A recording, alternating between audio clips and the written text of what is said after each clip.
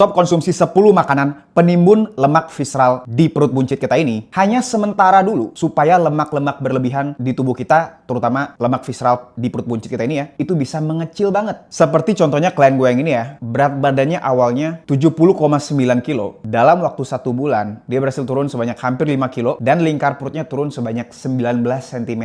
Beratnya itu yang awalnya 94,9 beratnya, dia berhasil turun 6 kg. Teman-teman bisa lihat ya, before afternya, lingkar perutnya turun dari 118 cm turun ke 99 cm tuh. Dari 3 digit jadi 2 digit doang. Dan teman-teman bisa lihat ya, tanggal before tanggal 24 April 2025 dan afternya. Ya badannya semakin sehat, apalagi kayak klien gue ini yang cowok, dia turun sebanyak 9 kg ya, perut buncitnya langsung rata. Ataupun satu lagi nih, 10 kg dia turunnya dalam waktu 1 bulan. Visceral fatnya langsung menghilang. Gua pun juga yang awalnya kadar lemak 30% gini ya, mukanya cabi, jerawatan juga karena makanannya nggak sehat, gua masih mengkonsumsi rajin 10 makanan ini. Langsung aja makanan yang paling pertama yang wajib kita stop dulu sementara, yaitu adalah nasi, tapi nasinya itu berlebihan. Oke? Mau itu nasi putih, nasi merah, nasi jagung, semua jenis nasi itu karbohidratnya tinggi. Nah cuman, kalaupun teman-teman misalnya mau tetap turun dengan mengkonsumsi nasi, kita tetap bisa. Itu catatannya ya. Jadi bukan berarti kita nggak boleh makan nasi sama sekali. Kita bisa aja makan nasi, tapi kita mau atur porsinya. Porsinya kita mau makannya itu 50 gram paling banyak dalam 1 hari. Gantinya apa? Nanti gantinya gue bahas di terakhir ya. Makanan yang kedua, ini cenderung ke minuman, yaitu adalah minuman manis dalam bentuk kemasan. Contohnya misalnya es teh manis di minimarket gitu ya, yang botolan. Nah yang ketiga, ini masih kaitannya sama minuman ya. Kita mau stop dulu mengkonsumsi kopi manis. Apalagi kopi manisnya ditambahin sama susu. Belum lagi sama toppingnya, oke? Makanya yang keempat, ini kaitannya sama temannya kopi, yaitu adalah gorengan ya. Kita mau stop dulu mengkonsumsi gorengan,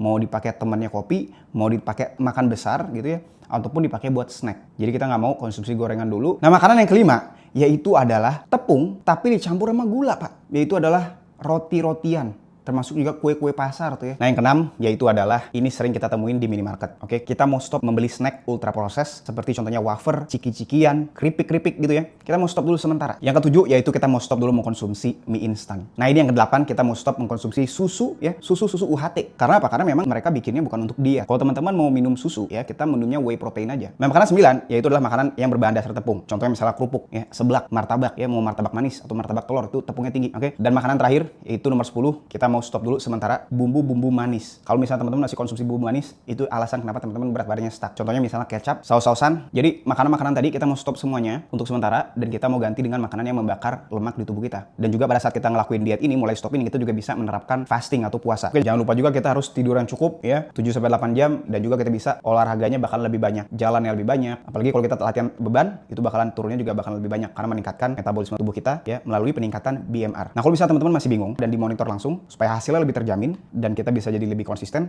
teman-teman bisa langsung daftar aja di link di deskripsi atau di link di kolom komen.